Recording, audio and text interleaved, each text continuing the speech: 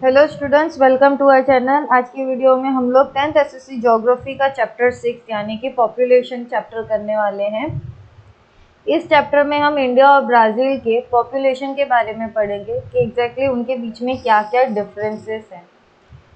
तो हम हमारे इस चैप्टर की शुरुआत करते हैं एग्जैक्टली पॉपुलेशन की। पॉपुलेशन होता क्या है?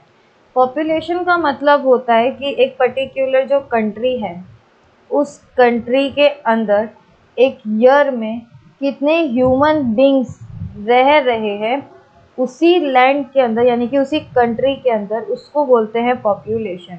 उस ह्यूमन बींग में हम मेल फीमेल बच्चे बूढ़े सारे एज ग्रुप सारे जेंडर्स को इंक्लूड करते हैं। अब हम पॉपुलेशन के बारे में क्यों पढ़ रहे हैं? क्योंकि पॉपुलेशन हमारे कंट्री के लिए एक इम्पॉर्टेंट फैक्टर है। क्यों?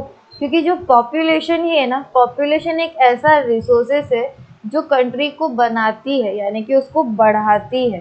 और अगर पॉपुलेशन की क्वालिटी अगर ज़्यादा बेटर होगी तो ऑब्वियसली आपकी कंट्री की तरक्की होगी, लेकिन पॉपुलेशन की क्वालिटी ख़राब होगी तो आपकी तरक्की नहीं होगी। इसीलिए पॉपुलेशन एक बहुत ही इम्पोर्टेंट रिसोर्सेस है जिससे आपकी कंट्री की प्रोग्रेस डिपेंड करती है। चलिए पहले हम लोग स्टार्ट करते हैं इंडियाज़ पॉपुलेशन के बारे में। अगर बात करूँ इंडियाज़ पॉपुलेशन तो 2011 में यानी कि हर 11 साल में एक जनगण होता है यानी कि काउंटिंग होती है। तो 2011 के जब काउंटिंग हुई थी तो उसमें इंडिया की पॉपुलेशन निकली थी 121 करोड़। यानी कि 2011 में हमारे इंडिया में कितनी पॉपुलेशन थी? 121 करोड़। और अगर वर्ल्ड की बात करूं तो हम सेकंड नंबर पर आते हैं। हम सेकंड नंबर पे आते हैं वर्ल्ड के, जहां पे पॉपुलेशन सबसे ज़्यादा है। फिलहाल अभी हम लोग नंबर 1 पर हैं। वहीं अगर मैं लैंड की बात करूं कि पूरे वर्ल्ड में कितनी लैंड है, तो उस 100% अगर लैंड है तो उसमें अकेला इंडिया 2.41% को ऑक्यूपाई करता है। यानी कि 100% अगर वर्ल्ड की लैंड है तो 2.41% लैंड सिर्फ इंडिया की है।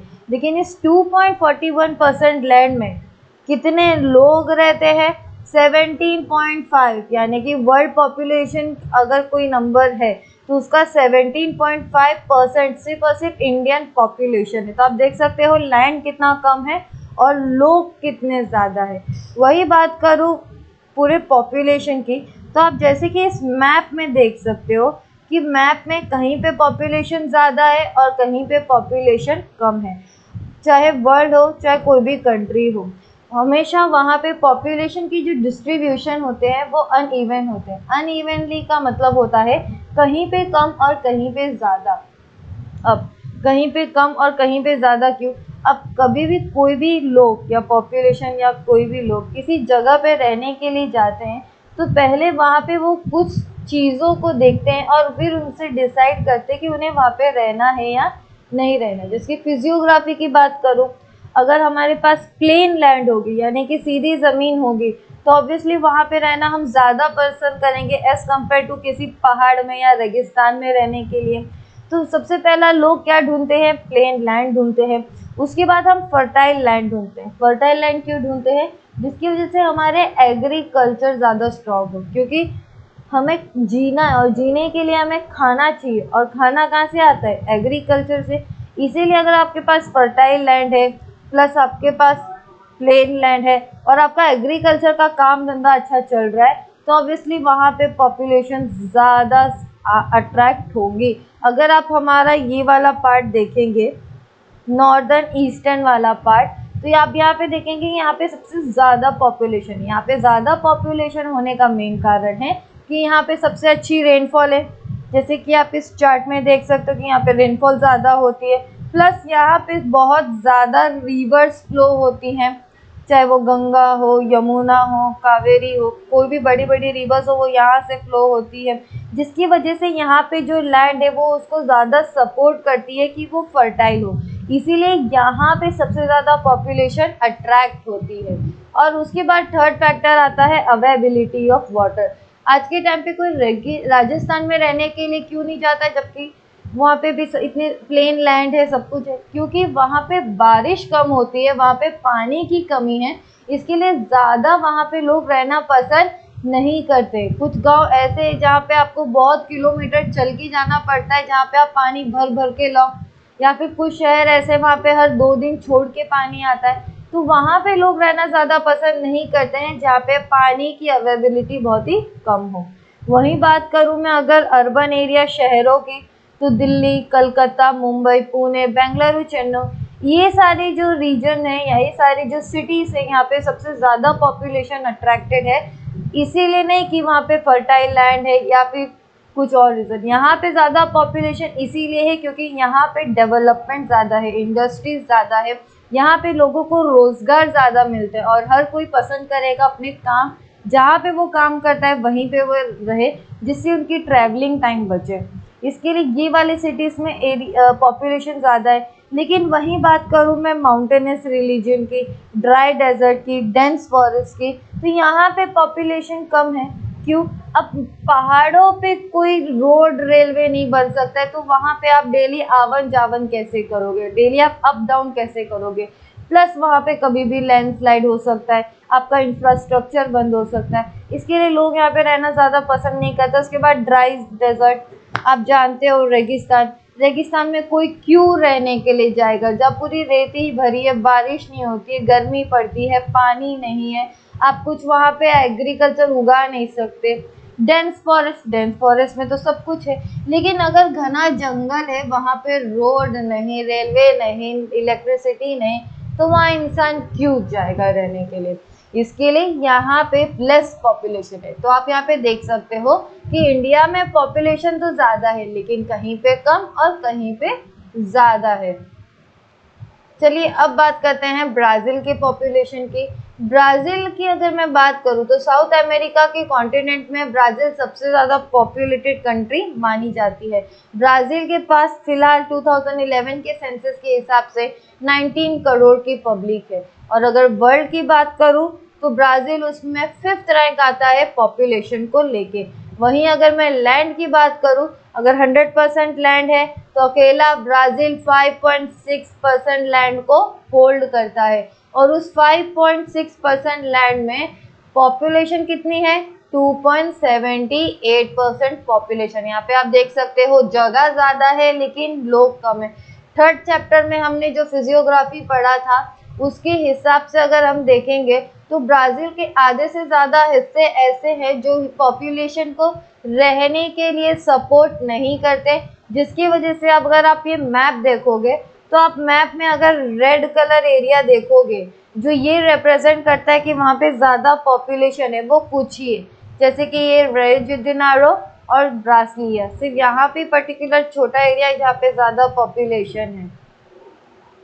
उसके बाद अगर बात करूँ अमेज़न रिवर की, तो अमेज़न जो यहाँ पे एरिया है वो इक्वेटर के पार पड़ता है, और यहाँ पे ऐसे बहुत ज़्यादा फैक्टर्स है जो पॉपुलेशन को ना रहने के लिए रीज़न देते हैं। जैसे कि यहाँ पे डेली बारिश होगी, बहुत ज़्यादा सनलाइट होगा, यहाँ पे आपको लैंड नहीं मिलेगा, एकदम स्वैम्पी यानी कि कीचड़ वाला लैंड मिलेगा, बहुत सारे जानवर है, जिसकी वजह से यहाँ पे कोई रहने के लिए पसंद नहीं करता। वहीं अगर मैं साउदर्न ईस्टर्न की बात करूँ तो यहाँ पे द ग्रेट एस्केपमेंट है, जो फिजियोग्राफी वाले चैप्टर में हमने पढ़ा था, तो वहाँ पे भी कोई रहना पसंद नहीं करता। इसके लिए अगर आप प्रॉपर अगर मैप को देखोगे तो सबसे ज़्यादा पॉपुलेशन ब्राज़ीलिया, जो ब्राज़ील की कैपिटल है, और एक कंट्री रियो डी जेनेरो, यहाँ पे ही ज़्यादा दिखता है। अगर सेकंड देखा जाए तो अर्बन एरिया में आता है साओ पोलो। यहाँ पे लोग क्यों रहते हैं? क्योंकि यहाँ पे लोगों का एम्प्लॉयमेंट ज़्यादा है, यहाँ पे लोग ज़्यादा काम करते हैं। उसके बाद अगर आप दूसरे एरियाज देखोगे तो यहाँ पे पॉपुलेशन ना के बराबर है, बहुत ही कम है। वहीं अगर बात करूँ कोस्टल की, यानी कि ब्राज़ील के पास भी ऐसे अच्छे खासे कोस्टल लाइन है, उसमें अगर ईस्टर्न कोस्टल लाइन की बात करूँ तो यहाँ पे पब्लिक रहती है, जैसे कि आप ये वाला एरिया देख सकते हो जहाँ पे कुछ स्टेट्स के नाम भी हैं, यहाँ पे पब्लिक रहती है, लेकिन कहीं और आपको पॉपुलेशन नहीं दिखेगी। उसके बाद अगर ब्राज़ील की सेंट्रल की बात करूँ, यानी कि बीच का पार्ट, और वेस्टर्न की बात करूँ, ये वाला पार्ट, तो इसमें भी आपको पॉपुलेशन ना के बराबर दिखाई देगी। तो फिलहाल हम लोग ने पॉपुलेशन के बारे में पढ़ा कि एग्जैक्टली पॉपुलेशन पूरे दोनों कंट्रीज में कहाँ कहाँ है, अब हम कॉम्पोजिशन की बात करेंगे, यानी कि हम क्या करेंगे, पॉपुलेशन है उस पॉपुलेशन को डिवाइड करेंगे अलग अलग ग्रुप में, और फिर हम जो डिवाइडेड ग्रुप है फिर हम दोनों कंट्रीज को कंपेयर करेंगे। शुरुआत करते हैं सेक्स रेशियो से। सेक्स रेशियो का मतलब होता है मेल और फीमेल। अब मेल ज्यादा है कि फीमेल ज्यादा है, ये बात हम कैसे पता लगाएं, इसीलिए यहाँ पे क्या अजम्पशन लिया गया है, 1000 मेल को, यानी कि 1000 लड़कों को। ये यहाँ पे क्या किया जाता है, यहाँ पे ये देखा जाता है अगर 1000 लड़के पैदा हो रहे हैं, क्या बोला गया है यहाँ पे, अगर 1000 लड़के पैदा हो रहे हैं तो उनके सामने लड़कियां कितनी पैदा हो रही है, इससे हमें अंदाजा आता है कि मेल ज्यादा है या फीमेल ज्यादा है। अगर हमें सेक्स रेशियो के बारे में जानना है, हमें ये जानना है कि मेल ज्यादा है या फीमेल ज्यादा है, तो जब भी बच्चे पैदा होते हैं तो हम उसमें ये देखते हैं, एक अल्टीमेट मार्क लगाते हैं कि देखो इस दिन में ये बच्चे पैदा हुए, अगर 1000 लड़के पैदा हुए हैं तो उनके सामने लड़कियां कितना पैदा हुई है। अगर लड़कियां ज्यादा पैदा हुई हैं तो यानी कि लड़कियां ज्यादा है, लेकिन 1000 से कम लड़कियां पैदा हुई है यानी कि लड़कियां कम है। अगर ब्राजील को पहले हम देखते हैं तो ब्राजील में अगर आप देखोगे यहाँ पे ईयर्स दिए गए हैं 1961, 71, 81, 91, 2001, 2011।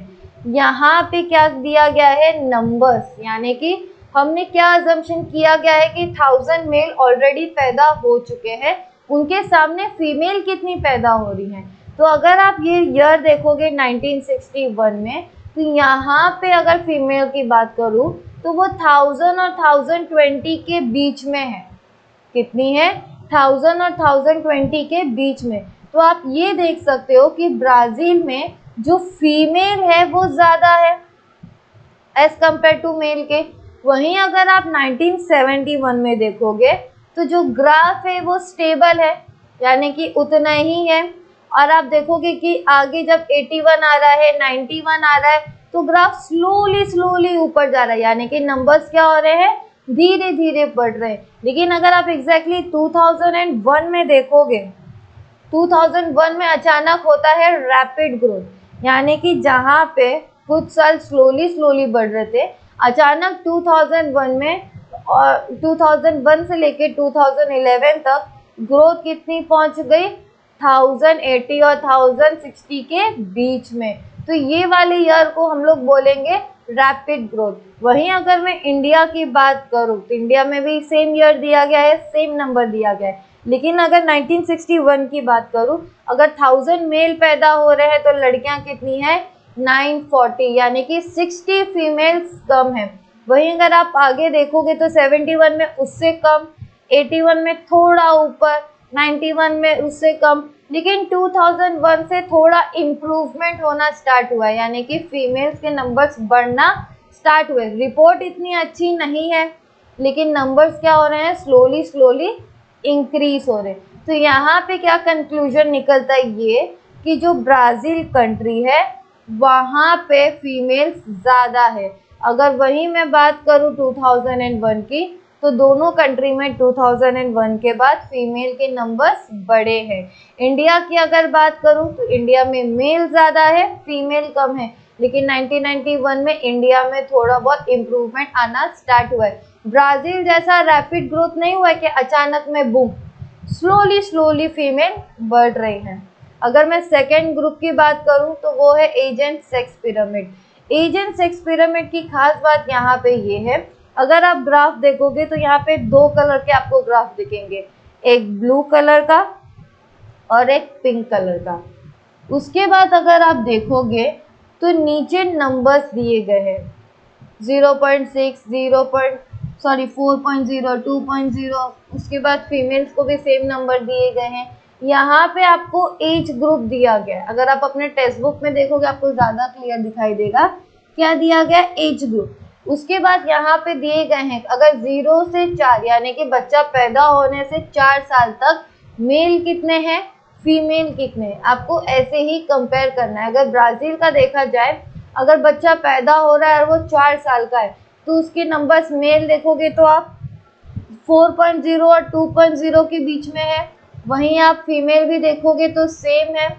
तो यहाँ पे क्या दिख रहा है कि यहाँ पे जो दोनों जेंडर है वो सेम है, लेकिन जैसी एज ग्रुप बढ़ते जाती है वहाँ पे इनइक्वालिटी यानी कि कम ज़्यादा होना स्टार्ट हो जाता है।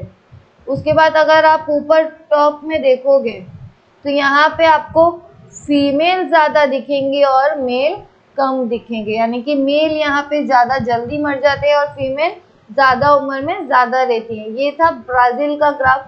वहीं अगर इंडिया की ग्राफ की बात करेंगे तो यहाँ पे कम ज़्यादा नहीं है, जो जैसा पैदा हो रहा है वो वैसे बड़े भी होते जा रहे हैं, चाहे वो मेल हो चाहे वो फीमेल हो।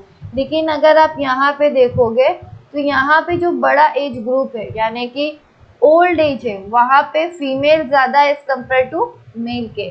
अब उसका अगर कंक्लूजन की बात करूँ पिरामिड में, तो इस कंक्लूजन में ये आता है कि 30 टू 34 की जो एज है उसमें ज़्यादा पॉपुलेशन पाई जाती है। और अगर मैं नॉर्मल बात करूँ 60 यानी कि ओल्ड एज, तो ओल्ड एज में फीमेल ज़्यादा है मेल कम है दोनों कंट्रीज में।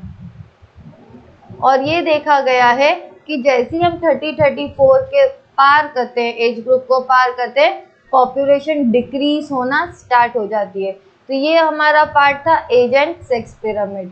उसके बाद हमारा थर्ड ग्रुप है पॉपुलेशन ग्रोथ। पॉपुलेशन ग्रोथ क्या होता है? पॉपुलेशन ग्रोथ का मतलब होता है, समझो एग्जाम्पल लेते हैं, हमारे मम्मी पापा है, हमारे मम्मी पापा के कितने भाई बहन हैं? समझो ऐसा एग्जाम्पल लेते हैं, एक पेरेंट्स है, उन पेरेंट्स के 5 भाई बहन हैं। कितने? 5। लेकिन वो जो 5 भाई बहन हैं उन्होंने सिर्फ 2-2 बच्चे पैदा किए हैं, 2 से ज़्यादा बच्चे पैदा नहीं किए। इसका मतलब होता है ग्रोथ रेट कम, यानी कि पहले के लोग ज़्यादा बच्चे पैदा कर रहे थे 5, लेकिन अभी के लोग 2 बच्चे पैदा कर रहे हैं, यानी कि काउंटिंग कितनी कम हो गई? 3 काउंटिंग कम हो गई। तो इसको क्या बोलते हैं? लो ग्रोथ रेट।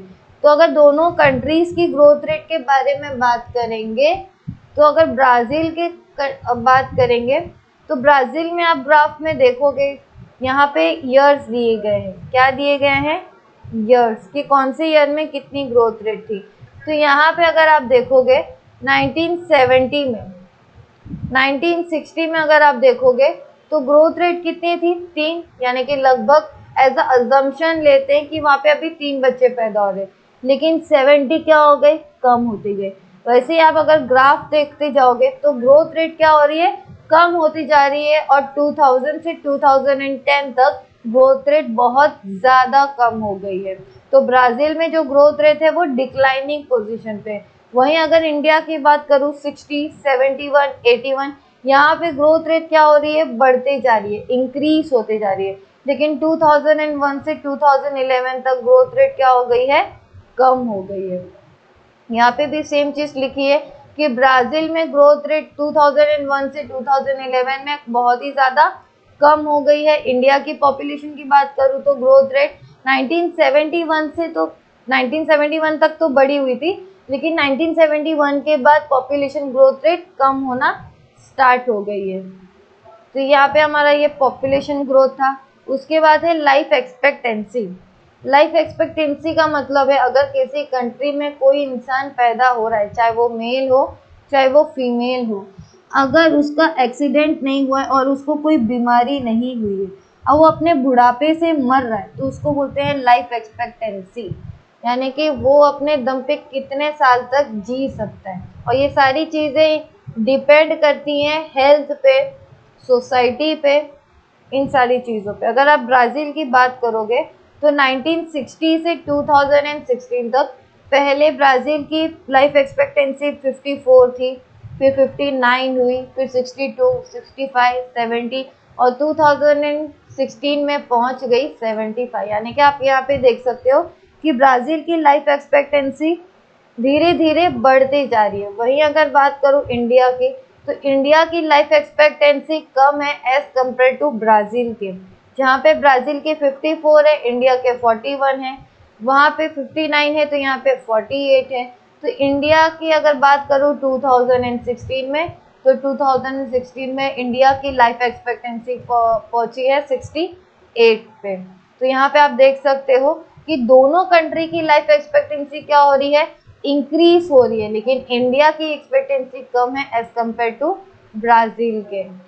अब बात करते हैं लिटरेसी रेट। लिटरेसी रेट का मतलब होता है अगर कोई इंसान है उसको पढ़ना लिखना आता है। पढ़ना लिखना मतलब जरूरी नहीं कि उसके पास डिग्री हो, वो नॉर्मली रीड कर सके और अपना नाम लिख सके, तो उसको बोलते हैं लिटरेसी रेट। तो अगर आप ब्राजील को देखोगे तो 1961, 91 इन सब में उनकी लिटरेसी रेट 74.6, 80, 86, 91 ऐसे बढ़ते गई है। अगर ब्राजील को कंपेयर किया जाए इंडिया के, तो इंडिया में काफ़ी ज़्यादा कम लिटरेसी रेट पाई जाती है एज कम्पेयर टू ब्राज़ील के। 1961 में इंडिया की लिटरेसी रेट थी 40, 91 में 42, और इंडिया में काफ़ी स्लोली ग्रोथ हो रहा है। लेकिन दोनों कंट्रीज में एक सिमिलैरिटीज है कि दोनों कंट्री में लिटरेसी रेट इंक्रीज हो रहा है। तो हमारा ये वाला चैप्टर यहीं पे ख़त्म होता है। Thank you for this video, thank you for this lecture.